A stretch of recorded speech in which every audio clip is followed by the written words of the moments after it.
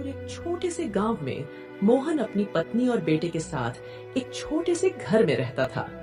मोहन के माता पिता बचपन में ही गुजर चुके थे, इसलिए वह धनीराम के यहाँ मजदूरी करता था। उसकी पत्नी कुंती एक बड़े जमींदार के घर पर साफ सफाई का काम करती थी। दोनों पति पत्नी मिलकर खूब मेहनत करते थे और अपने बेटे राजू के साथ कठिनाई भरा जीवन व्यतीत करते थे।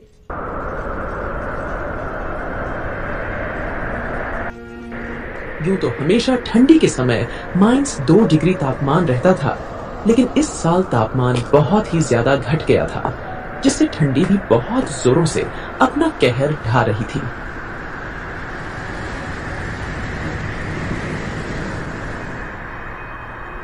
इस वजह से सुल्तानपुर गांव के लोग बहुत ही ज्यादा ठंडी के कारण डरे हुए थे और परेशान थे। दिन हो या रात, लोग ठंडी के कारण बहुत परेशान थे।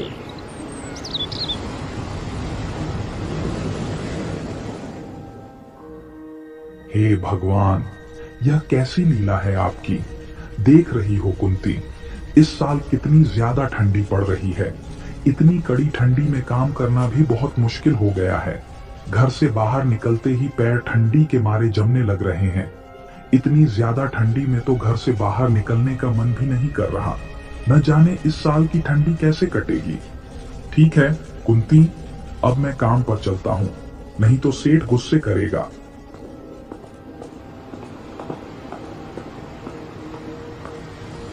राजू बेटा, तेरे पापा काम पर चले गए और मैं भी अब जा रही हूँ काम पर।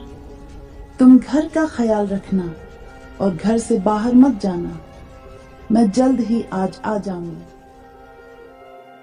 ठीक है माँ, मैं घर से कहीं नहीं बाहर जाऊंगा, तुम जल्दी आ जाना। बेटा, मैं खाना बनाकर रख दी हूँ, तुम टाइम पर खाना खा लेना।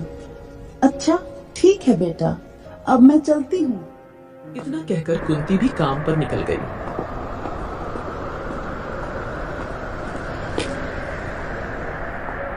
थोड़ी ही देर में कुंती जमींदार के घर पहुंची। जमींदार, जो स्वभाव से बेहद कठोर और क्रोधी था, अलाव के पास खड़ा हुआ अपने सेवकों पर चिल्ला रहा था। तभी जमींदार की नजर कुंती पर पड़ी और वह कुंती के ऊपर चिल्लाते हुए बोला, अरे कुंती, इतनी देर से आ रही हो? तुम्हें पता भी है कि इस ठंड में मेरे आदमी घर का काम जल्दी खत्म करना चाहते हैं। लगता है काम की कीमत नहीं समझती हो। मालिक, माफ कीजिए, आज ठंड इतनी ज्यादा थी कि जल्दी उठ नहीं पाई, लेकिन मैं जल्दी जल्दी सब काम निपटा दूंगी। बस बहाने बनाना तो तुम्हें आता है। अगर आज से काम में कोई भी कोताही हुई तो तुम्हारा हिसाब कर दूंगा।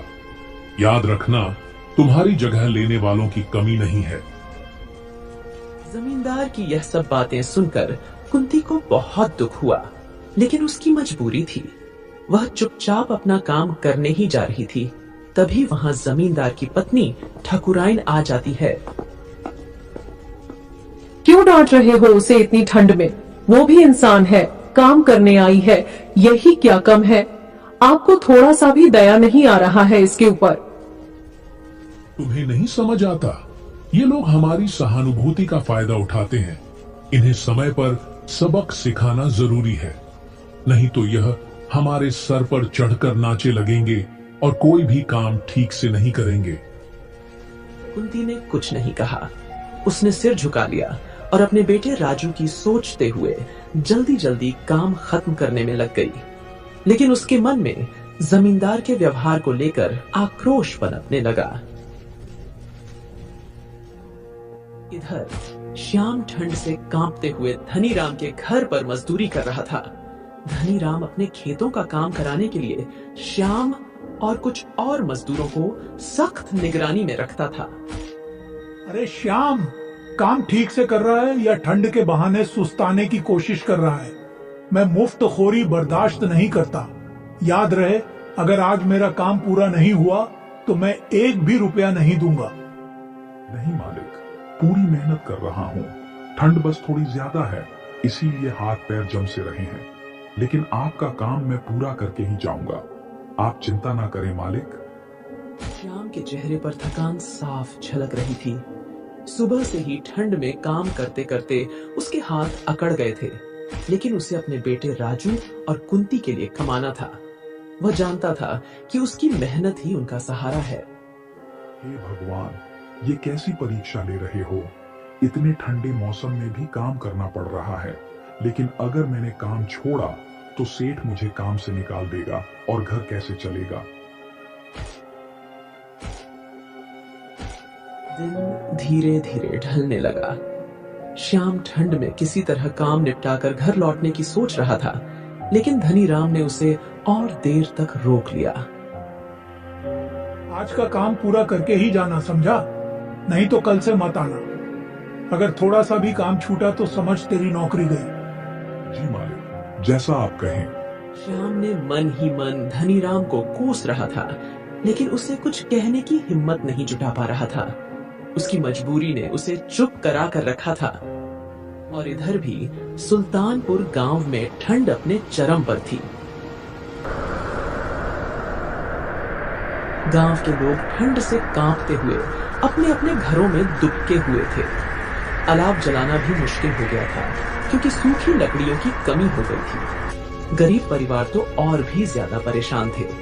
वे 2 वक्त की रोटी भी नहीं जुटा पा रहे थे। गांव का चौपाल, जहां आम दिनों में लोग बैठकर बातें किया करते थे, अब सूना पड़ा था। ठंड ने हर किसी को घर में कैद कर दिया था।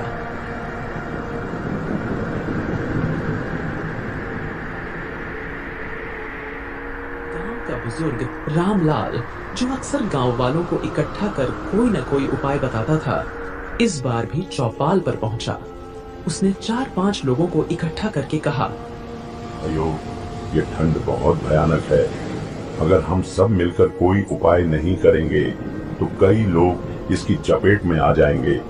हमें जंगल से और लकड़ियां लानी होंगी और हर घर में अलाव जलाने की व्यवस्था करनी होगी। पर दादा, जंगल तक जाने की हिम्मत कौन करेगा? इतनी सर्दी में तो पैर भी जम जाते हैं और लकड़ियां काटने में पूरा दिन लग जाएगा। बेटा, डर से कुछ नहीं होगा। हमें एक दूसरे की मदद करनी होगी। ठंड के आगे हार मान ली तो गांव के कई घरों के चूल्हे ठंडे पड़ जाएंगे।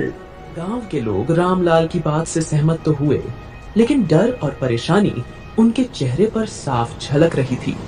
सबने मिलकर फैसला किया कि कुछ लोग जंगल से लकड़ियां लाएंगे, जबकि बाकी लोग अलाव जलाने के लिए मिट्टी और पत्थरों की व्यवस्था करेंगे। लेकिन गांव वालों को अंदाजा नहीं था कि आने वाले दिनों में ठंड के साथ साथ और भी बड़ी मुसीबत उनका इंतजार कर रही है। सुल्तानपुर की यह सर्दी केवल मौसम की मार नहीं थी, बल्कि एक बड़ा इम्तिहान लेकर आई थी। श्याम के घर लौटने के बाद कुंती ने उसे राजू की तबीयत के बारे में बताया। मोहन ने राजू को देखा तो उसकी खांसी और ठंड से लाल पड़ा चेहरा देखकर चिंता में डूब गया। कुंती, ऐसा लगता है कि ठंड अब बर्दाश्त के बाहर हो रही है। घर में अलाव जलाना जरूरी है, लेकिन लकड़ियां कहां से लाऊं? धनीराम ने आज इतनी देर तक काम कराया कि लकड़ियां लाने का समय ही नहीं मिला। मैंने सोचा था कि जमींदार से कुछ मदद मांग लूंगी, लेकिन वो तो आज मुझ पर ही गुस्सा करने लगे। उन्होंने मेरी हालत तक नहीं देखी। जमींदार और धनीराम जैसे लोगों को हमारी तकलीफों से क्या मतलब? उनके घर तो हमेशा गर्म रहते हैं। हम गरीब लोग जैसे तैसे ठंड में भी अपना पेट पालने की कोशिश करते हैं, लेकिन ये लोग हमें इंसान तक नहीं समझते। फिर कुंती ने रसोई में जाकर कुछ सूखी घास और टूटी लकड़ियां इकट्ठा की, जो उसने बचा कर रखी थी। श्याम, मैं कुछ लकड़ियां और घास बचा कर रखी थी। इनसे ज्यादा देर तक आग नहीं जल पाएगी, लेकिन राजू को ठंड से थोड़ा आराम मिल जाएगा। जैसे तैसे करके कुंती और श्याम ने अलाव जलाए, जिससे उनके घर थोड़े गर्म हो सके। कुंती, क्या ठाकुर आइन ने तुम्हारी कोई मदद नहीं की? वो तो आम तौर पर दयालु दिखाई पड़ती हैं। अजय उन्होंने रसाई दी थी जो राजू को दी है, लेकिन जमींदार के गुस्से की वजह से मैं ज्यादा कुछ कहने की हिम्मत नहीं कर सकी। वो मुझ पर चीखने लगे थे। हमारी जिंदगी में हर जगह वही दिक्कत है कुंती। हम मेहनत करते हैं पर लोग हमारी हालत देखकर भी आंखें फेर लेते हैं। न जाने क्यों लोग हमसे इतना नफरत करते हैं। राजू अलाव के पास लेटा हुआ ठंड से कांपते हुए खांस रहा था। कुंती उसके पास बैठी रही और श्याम को बाहर जाकर और लकड़ियों का इंतजाम करने को कहा। श्याम, कुछ भी करके जंगल से लकड़ियां लानी होंगी। अगर राजू को कुछ हो गया तो मैं खुद को कभी माफ नहीं कर पाऊंगी। देखो ना, राजू की तबीयत बिगड़ती ही जा रही है। ठीक है कुंती, मैं कोशिश करता हूँ। रात ज्यादा हो गई है लेकिन जंगल जाना ही पड़ेगा। तुम राजू का ख्याल रखना। फिर श्याम आधी रात को लकड़ी लाने के लिए जंगल की ओर निकल पड़ा। कुंती की आंखें उसके पीछे तक लगी रहीं और उसका दिल दुआ कर रहा था कि श्याम सही सलामत लौट आए। कुंती राजू के पास बैठी उसकी तबीयत को लेकर चिंतित थी। राजू की तबीयत धीरे धीरे और बढ़ने लगी थी और उसकी सांसें भारी हो रही थीं। राजू बेटा, सब ठीक हो जाएगा। तेरे पापा अभी लकड़ियां लेकर आएंगे, फिर हम आग जलाएंगे और ये ठंड तुझे परेशान नहीं करेगी। बस थोड़ी हिम्मत रख बेटा। राजू ने अपनी माँ की ओर देखा। उसकी मासूम आंखों में दर्द और थकावट साफ झलक रही थी। उसने धीमे स्वर में कहा, माँ, मुझे बहुत ठंड लग रही है। पापा जल्दी आएंगे ना? हाँ बेटा, तेरे पापा अभी आएंगे। तू चिंता मत कर, मैं तेरे साथ हूँ। भगवान सब ठीक करेंगे। कुंती ने अपने आंसू छुपाने की कोशिश की, लेकिन उसके दिल में अजीब सा डर घर कर गया था। राजू की हालत बिगड़ती जा रही थी। उसने उसे सीने से लगाकर गर्मी देने की कोशिश की, लेकिन ठंड इतनी कड़ी थी कि कुंती की अपनी सांसें भी कांप रही थीं। इस बीच राजू की खांसी रुकने लगी। वह धीमे धीमे आंखें बंद करने लगा। राजू, आंखें मत बंद करना बेटा, तेरी माँ यहाँ है। देख, तूने खाना भी नहीं खाया। तेरे पापा आते ही आग जलाएंगे। लेकिन राजू अब कोई जवाब नहीं दे रहा था। उसकी सांसें धीमी हो चुकी थीं। कुंती उसे बार बार पुकार रही थी, लेकिन वह अब ठंड की चपेट में आ चुका था। राजू, उठ बेटा, तुझे कुछ नहीं होगा। तेरी माँ तुझे कुछ नहीं होने देगी। भगवान मेरे बच्चे को बचा लो। कुंती ने राजू को जोर से सीने से लगाया और चीख चीख कर रोने लगी। उसकी चीखें पूरे सुल्तानपुर के सन्नाटे को चीर रही थीं। थोड़ी देर बाद जैसे ही श्याम घर पर आया, वह देखा कि कुंती बिलख बिलख कर रो रही है। फिर उसने कुंती से पूछा, कुंती, ये क्या हुआ और राजू की आंखें क्यों बंद है? राजू को क्या हुआ? श्याम, हमारा बेटा, ठंड ने हमारा बेटा हमसे छीन लिया। हम उसे बचा नहीं सके। दोनों पति पत्नी ठंड से हार गए थे। उनका बेटा, उनकी पूरी दुनिया अब नहीं रहा।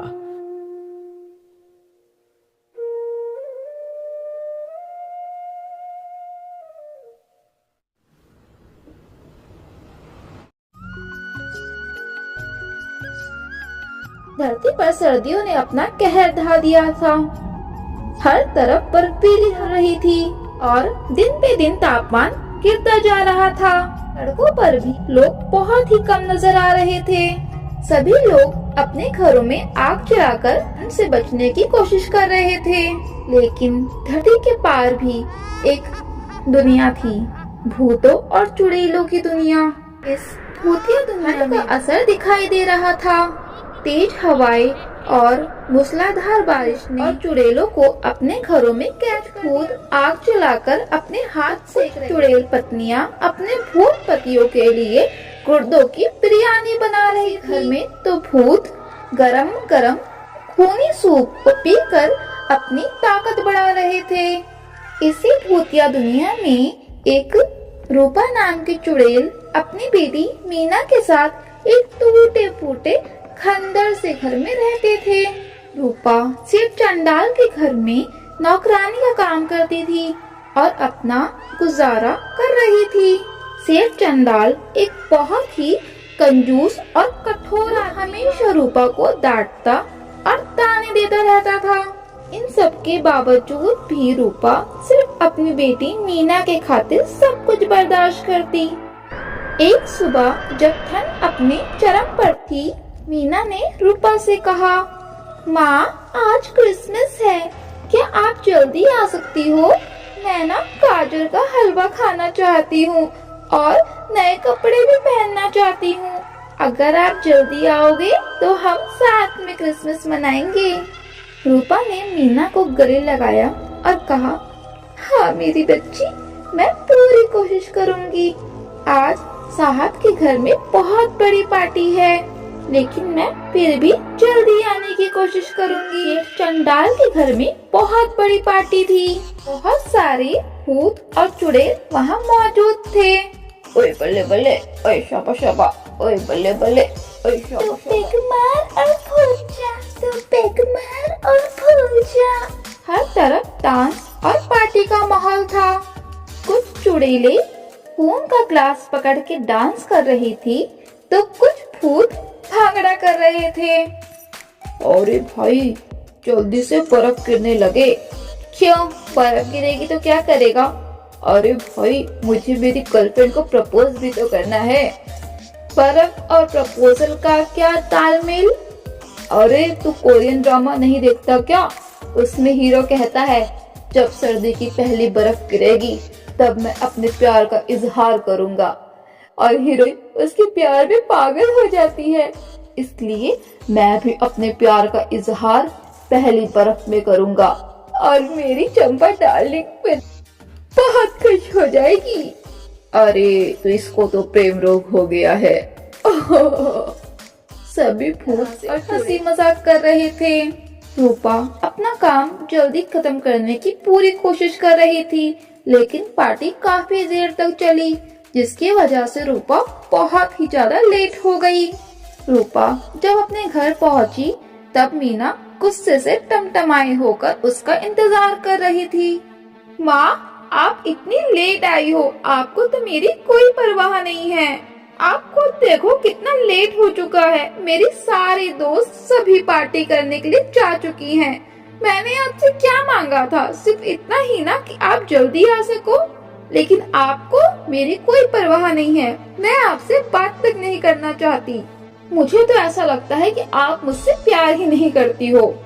मीना ने गुस्से में अपनी माँ को बहुत कुछ सुना दिया, जिसे सुनकर रूपा की आंखों में आंसू आ गए और वो वहीं बेहोश हो गई।